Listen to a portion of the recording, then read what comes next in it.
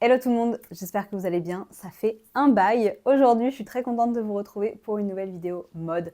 J'avais envie de vous présenter 10 essentiels, 10 pièces que j'adore pour l'automne, pour l'hiver. 10 pièces qu'au-delà de trouver très stylées, j'ai beaucoup porté l'année dernière ou cette année en début d'automne. Et évidemment, quand je parle d'essentiels ou d'indispensables, je parle de pièces de ma garde-robe vers lesquelles je me tourne souvent. On n'a pas tous besoin d'avoir plusieurs manteaux ou plusieurs vestes. Mais si comme moi vous aimez bien les fringues, continuez à regarder. La première pièce dont je voulais parler, c'est les petits tops thermiques comme ça, très pratiques. J'aime beaucoup les hauts comme ça à manches longues, je trouve que ça se porte super bien tout seul. Ça marche aussi évidemment bien sous un pull. Et je dois dire que je commence à avoir vraiment une bonne collection de t-shirts thermiques comme ça pour l'hiver. J'en ai des noirs, des blancs. Ça c'est mon premier de couleur un petit peu plus sympa. J'en ai aussi à col roulé que je trouve très bien parce que je suis méga frileuse. Et je sais que ça paraît un peu basique comme recommandation, mais honnêtement, je trouve que ça tient vraiment plus chaud que des t-shirts à manches longues tout simples. Celui-ci, c'est un Intimissimi, donc effectivement, c'est ni une marque éthique ni une marque responsable. Je pense que vous pouvez trouver beaucoup mieux à ce niveau-là. En revanche, j'avoue, je les trouve quali et j'aime beaucoup à la fois la coupe, le côté légèrement transparent aussi et le choix de couleurs aussi est très cool. Donc j'essaierai de vous mettre des alternatives en barre d'infos si jamais vous cherchez des marques plutôt green parce que évidemment ça existe aussi. Ensuite, clairement quelque chose que j'ai porté tout l'hiver dernier, cet ensemble avec un pull et le pantalon assorti en maille excessivement confortable. Ça vraiment, si vous aimez passer du temps chez vous dans des vêtements confortables, pour moi c'est le must. Les deux sont oversize, donc déjà c'est excessivement agréable à porter. Je recommanderais plutôt de prendre une matière naturelle qui va vraiment tenir chaud. Là par exemple, on est sur 100% cachemire. Vous pouvez aussi prendre de la laine, ça va aussi tenir très chaud si vous n'êtes pas forcément fan du procédé de fabrication du cachemire.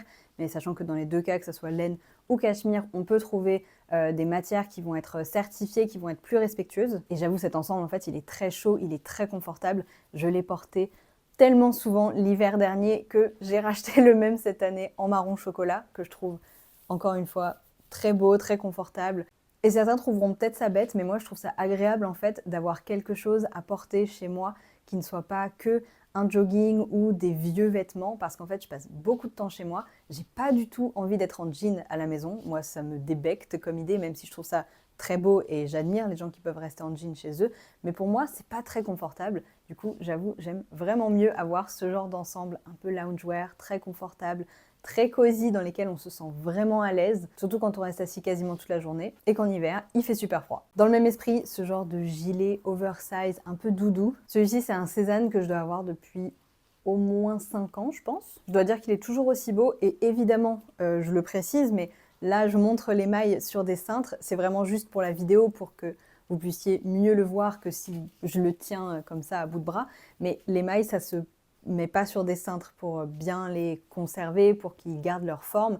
Il faut surtout pas les mettre sur des cintres dans votre armoire au quotidien, il faut les plier, parce que là, sinon, vous voyez, ça déforme en fait. Donc ça, c'est super mauvais. Ça, c'est juste pour 5 minutes sur le cintre pour la vidéo. Le petit conseil pratique du jour. Et j'avoue, je trouve que ces teintes un peu chaudes comme ça, couleur camel, marron, c'est très automnal, c'est très cosy, c'est très couleur des feuilles mortes, etc. Petit café, en lisant un livre au bord de la cheminée. Évidemment, je n'ai pas de cheminée, mais vous voyez ce que je veux dire. Donc voilà, ça, ultra basique, mais je trouve que c'est le genre de pièce qui va avec tout, et surtout à l'automne, il peut faire encore un peu mi-chaud, mi-froid, donc le gilet c'est pas mal, tu peux le porter un peu plus ouvert. C'est idiot, hein, mais en fait un pull à col roulé, soit tu le mets, soit tu l'enlèves. Le gilet tu peux le porter ouvert, voilà, ça te donne un peu un entre-deux, donc je trouve ça pas mal. Je dirais que le seul défaut de celui-ci, je crois que c'est le Achille, mais c'est le Achille du coup de 2019 ou 2018 je pense. Je trouve qu'il gratte un tout petit peu. Je le porte généralement plutôt avec quelque chose à manches longues dessous, mais je crois qu'ils ont un peu changé la compo de leurs gilets et de leurs mailles dans ce style chez Cézanne et qu'elles sont plus douces maintenant et qu'elles grattent moins, si je dis pas de bêtises. Mais voilà. Petite pause café, parce que je ne fais que de parler. Enfin, chicorée, vous savez. C'est marrant parce que cette tasse, à chaque fois que je suis en meeting, en visio avec des collègues ou des prestats externes, ils me disent « Ah, très jolie cette tasse, elle vient d'où ?» Et à chaque fois, je suis en mode genre « C'est moi qui l'ai peinte !» Voilà, ma fierté est immense d'avoir fait 3 rayures sur une tasse. On y retourne. Première veste d'automne-hiver un peu chouchou que je voulais vous présenter, c'est ce blazer qui était à ma tante. Donc c'est un vrai blazer vintage que j'adore. Il est pas mal oversize, surtout il a des épaulettes, donc ça donne une certaine prestance, j'avoue. Je le porte pas tous les jours, mais je le trouve très cool. Donc il est en laine, pied de poule, vraiment super beau, super quali cette matière. Je pense qu'il a facile 35 ou 40 ans. Il est nickel. Et je trouve cet imprimé vraiment magnifique pour la saison. c'est très rentré, c'est très retour à l'université, etc. Donc je trouve ça très chouette. Et je trouve que c'est une super pièce pour cette saison, notamment pour aller au travail, par exemple avec un petit t-shirt blanc ou un t-shirt noir à manches longues, un jean, des petits talons, des petites baskets, tout marche. J'aime bien casser un peu le look aussi avec une casquette. Mais en tout cas, je trouve que c'est une pièce qui peut un peu évoluer à travers la saison. Au début, vous le portez vraiment comme une veste.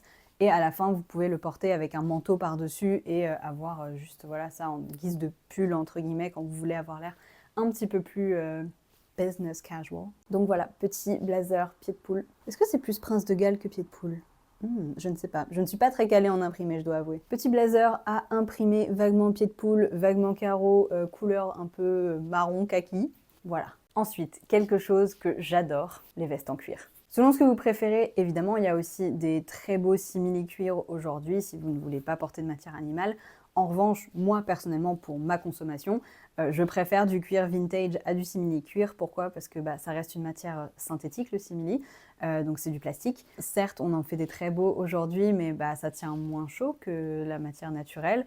Et surtout, voilà, c'est du plastique, ça ne va pas se dégrader dans le temps. Par contre, la pièce, la qualité va se dégrader et ça va un peu se décomposer en petits bouts de plastique qui vont se casser. Donc voilà, moi, le simili, je ne suis pas une grande fan, même si je sais que pour certaines pièces, ça fait très bien l'affaire, c'est très joli. Mais en tout cas, pour des vestes, moi, perso, j'avoue, je préfère du cuir vintage. Déjà parce que la pièce existe déjà, souvent, elles ont peut-être un petit peu plus de caractère aussi. Et on peut vraiment tomber sur des pépites aussi avec du cuir qui est resté super beau, super souple, très agréable à porter, très quali. Donc voilà, à choisir, moi je suis plutôt team cuir vintage que simili cuir. Et si vous voulez aller dans le cuir neuf, sachez qu'il y a de plus en plus de marques qui font des choses avec du tannage sans chrome, du tannage végétal, parce qu'effectivement, le tannage du cuir, c'est très polluant. Donc si on veut faire un peu attention à ça, il existe des alternatives. Il faut juste vérifier voilà, le type de tannage. Mais en tout cas, je dois bien avouer que pour l'automne et l'hiver aussi, mais un peu plus l'automne parce qu'il fait un peu moins froid, les vestes en cuir, je trouve ça magnifique.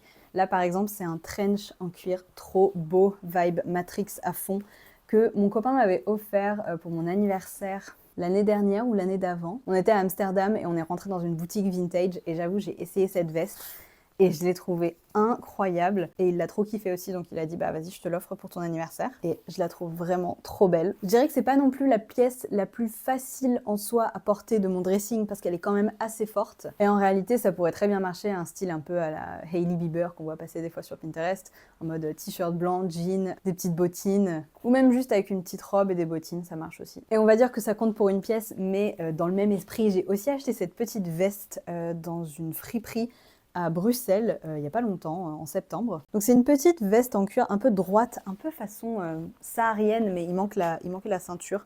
Donc soit il faudrait que je retrouve une ceinture, soit juste la porte sans ceinture. Je la trouve très chouette, il y a un col qui est un peu original. J'ai un peu hésité à la prendre au début à cause de ça. Et finalement je me suis dit, bon tu sais quoi, c'est fun, ça change. Elle est super belle, franchement elle était en bon état et elle m'avait coûté 40 € si je dis pas de bêtises. Et j'aime beaucoup la couleur, c'est un peu les couleurs que tout le monde, et moi y compris, adore pour cette saison. Mais oui, un peu bordeaux, marron, c'est un peu les couleurs qui reviennent tous les ans en automne. Une autre pièce dénichée de seconde main, sur Vinted cette fois-ci, et que je trouve exceptionnelle, c'est cette veste en peau retournée, en peau lainée. Je crois que le terme, c'est une veste plutôt aviateur bombardier. Je la trouve incroyable. Je l'ai payée 60 € sur Vinted. C'est hyper confortable. Vraiment, vraiment, ça tient très très chaud. Le seul problème de cette matière, c'est que c'est du daim, donc c'est pas imperméable, il faut pas trop le porter quand il pleut. Après, honnêtement, l'autre jour, je l'ai porté sous la pluie, j'avais pas de parapluie, j'avais pas anticipé qu'il allait pleuvoir. Elle a l'air nickel. Mais bon, il faut quand même pas trop le faire. Mais ce genre de veste, je trouve que ça a une allure folle. Je pense que c'est peut-être ma pièce préférée de toute la vidéo, cette veste. Et ça, quand il commence à faire bien froid en automne, j'avoue, c'est un peu agréable de le ressortir et de se dire bon, ok, je ressors les manteaux d'hiver, mais il est cool, donc c'est ok. Ensuite, pas très original, mais une doudoune comme ça, parfait pour une balade en forêt, pour aller ramasser des champignons, cueillir des feuilles mortes. Celle-ci, je l'ai achetée il y a 2 ans, quand j'avais très très envie d'avoir la doudoune extra oversize de The Frankie Shop, mais que j'avais pas du tout envie de mettre autant d'argent dans une doudoune, qui à la base reste quand même un vêtement un peu technique que tu mets pour voilà, faire des activités un peu dehors ou un peu manuelles ou du sport, enfin des choses comme ça. Et j'avais trouvé celle-ci chez Uniqlo pendant mon voyage au Japon avec mes parents. Uniqlo, on est d'accord, on les aime pas, bouh, mais malheureusement, ils sont très forts en doudoune en fait. Et j'avoue, en étant au Japon, comme c'est une marque japonaise, ça me paraissait ok, etc. Bon, Bref. En tout cas, au moins, je l'ai vraiment beaucoup porté. Et ce qui est chouette, c'est qu'effectivement, le style sportswear, c'est vachement revenu. Donc aujourd'hui, tu mets ça avec un legging, des baskets et une petite casquette. Et en fait, t'es trendy alors que c'est une veste de forêt, quoi. Mais ce n'est pas pour me déplaire parce qu'évidemment, j'adore le confort. Donc franchement, si je peux être stylée en portant cette doudoune, 10 sur 10. Ensuite, ultra basique, encore une fois, mais une immense écharpe, celle-ci. Je l'ai achetée très récemment. C'est une marque qui s'appelle Asket, que je ne connaissais pas, qui a l'air d'être vraiment spécialisée dans tout ce qui est laine et cachemire. Celle-ci, c'est 100% laine et cachemire recyclés, les deux. Et en regardant un peu le site, la fiche produit, les matières utilisées, les process de fabrication, etc., ça avait l'air vraiment pas mal du tout en termes de respect à la fois de la nature et des travailleurs qui travaillent pour produire du coup leurs pièces. Donc je me suis laissée tenter parce qu'il me fallait une écharpe. J'avoue, ça faisait des années que j'avais pas acheté une bonne écharpe quali dans une bonne matière naturelle. Comme vous pouvez le voir, elle est super grande et personnellement, ça j'adore. Je vais pas vous mentir, c'était assez cher, c'était 110 €, mais en réalité, en allant dans des boutiques comme COS ou Another Stories par exemple, qui vendent le même type d'écharpe, mais en plus pas du tout aussi grande que celle-ci, c'était dans les 90 € généralement, pour des matières qui n'étaient pas forcément recyclées ou certifiées, peut-être un peu moins de transparence derrière, etc. Donc j'avoue, je me suis dit que la différence de prix valait la peine d'être payée. On n'a pas beaucoup parlé d'accessoires dans cette vidéo, mais je pense que c'est parce que quand je pense automne plus qu'hiver, je vois moins tous les bonnets, etc. Pour moi, les bonnets, c'est vraiment un truc d'hiver, hiver, quand il fait très froid. En automne, un peu moins, tu mets un peu moins un bonnet en octobre, je trouve. T'en as moins besoin, tout simplement. En revanche, j'ai un sac à main que je trouve vraiment très sympa. Il fait très automnal, je trouve, dans son aspect, même si moi, en réalité, je l'ai eu à mon anniversaire en mars, donc je l'ai porté printemps-été, et je vais continuer à le porter cet automne et cet hiver, évidemment. Mais voilà, je voulais présenter ce petit sac qui est, je trouve, un des sacs que j'utilise le plus en ce moment. En fait, je trouve le format très pratique. Je suis très contente que cette forme soit un peu revenue à la mode parce que je trouve que c'était pas forcément une forme qu'on voyait beaucoup avant et en fait, elle est trop bien. Genre là, il paraît assez petit, mais en réalité, ma liseuse rentre dedans aisément. Les grandes anses comme ça, mais c'est merveilleux pour pouvoir le porter à l'épaule sans que ça soit tout rikiki. Tranquille, trop pratique. Franchement, ce sac, je l'adore. Je trouve qu'il a vraiment un super format pour la journée où on part et qu'on n'a pas besoin de prendre beaucoup de choses. Oui, si vous voulez prendre une gourde, par exemple, il faut vraiment qu'elle soit petite pour que ça puisse rentrer avec d'autres affaires dedans. En réalité, une petite gourde, je pense que ça passe. Parce qu'une petite bouteille d'eau, ça passerait. Non, franchement, on peut quand même mettre pas mal de choses dedans. La marque, c'est Marsh Sherwood. C'est mes copains qui me l'avaient offert pour mon anniversaire et franchement, je l'adore. Je crois qu'il y avait d'autres coloris, mais j'avoue, moi je suis fan de ce côté d'un chocolat, je trouve très beau. C'est le sac qui dit emmène-moi boire un pumpkin spice latte overpriced. Et enfin, on termine quand même avec une paire de chaussures. J'avoue, j'ai pas de personnalité cette année, je vous présente que des trucs marron ou bordeaux, mais excusez-moi, ces bottines sont incroyables. Elles pèsent aussi un peu 1 tonne, donc je vais en poser une. Pour la petite histoire, je les ai achetées dans un outlet où j'étais allée rendre un cadeau de Noël avec mon copain. Donc c'était en janvier dernier. J'avais pas du tout prévu d'acheter quoi que ce soit parce que j'étais là, j'ai vraiment besoin de rien. J'ai vu ces bottines, j'ai fait une fixette dessus, je les ai prises en photo, je les trouvais vraiment trop belles. Et je crois qu'on y est retourné peut-être 1 ou 2 semaines après, je sais plus, parce que mon copain avait vu une paire de chaussures qu'il aimait bien et qu'il voulait peut-être acheter. Et au final, quand je les ai revues moi aussi, je me suis dit, elles sont quand même vraiment très belles. Je crois qu'elles étaient à 300 €, c'était un outlet, elles étaient à 600 € de base. Je suis pas certaine que ça vaille ce prix-là, pour être très honnête. Et là, je crois qu'elles passaient à 350 € dans leur boutique. Ils m'ont fait une petite réduc pour qu'elles passent à 300, je crois, ou 250, je sais plus. En tout cas, c'était très cher, honnêtement. J'ai vraiment hésité et en fait, je me suis dit, elles sont très confortables. J'avoue, je les trouve incroyables. Je me suis dit, je sens que je peux les porter. Et ça n'a pas loupé parce que je pense que c'est la seule paire de talons que j'ai portée l'année dernière et là depuis le début de l'automne. Comme le talon est vraiment chunky et qu'il y a une plateforme et qu'en plus dessous on a une semelle un peu, pas crampon, mais vous voyez vraiment un truc antidérapant, ultra confortable en caoutchouc. J'avoue, elles sont hyper confort. La marque, c'est Fratelli Rossetti, inconnue au bataillon personnellement. J'ai l'impression que c'est un peu ce genre de marque italienne qui est vendue que dans des outlets où on te dit ça coûte 500 balles à la base, là c'est exceptionnel, vous les avez pour 150 €. alors que sûrement à produire, ça coûte plus proche des 150 que des 500. Mais j'avoue, j'ai acheté malgré la marque, ou en tout cas malgré le fait que je ne connaissais pas du tout cette marque. Et j'avoue, j'ai pas regretté une seconde, parce qu'en termes de cost per wear, vraiment là, le nombre de fois où je les ai portées, je pense que je les ai un peu rentabilisées. Et surtout, elles sont hyper quali finalement. Évidemment, on verra encore combien d'années elles me tiennent, mais en tout cas, en un an, elles sont... nickel. Et je les ai vraiment beaucoup portées. Et je pense que depuis le Covid et les confinements, je prends vraiment plus aucun plaisir à porter des talons.